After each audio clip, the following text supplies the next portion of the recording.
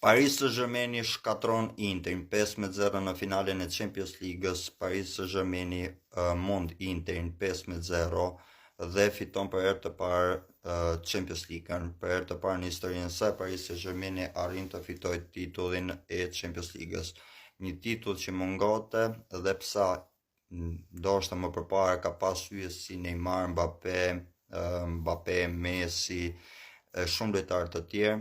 Paris Saint-Germain me pak hyje, por një skuadër më solide, një skuadër komplet rikthehet maktheve të vjetra. Për mendimin tim, muaj maj duhet të hiqet fare nga kalendari për tifozët e Interit. Gjithsesi do të ndalësha pak e Interi. Unë jam tifoz milanist, por nuk do flas si tifoz i Milanit, do flas si tifoz i Interit, që besoj të gjithë tifozët e Interit pa e prisnin këtë ditë. Jo vetëm tifozët, por dhe skuadra e Interit, e cili kishte të vetmin objektiv në kokën e saj ishte fitimi i Champions League-s.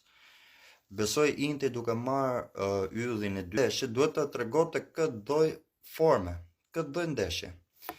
Keni gjuajtur vetëm 2 herë në port. 2 herë në port është skandaloze.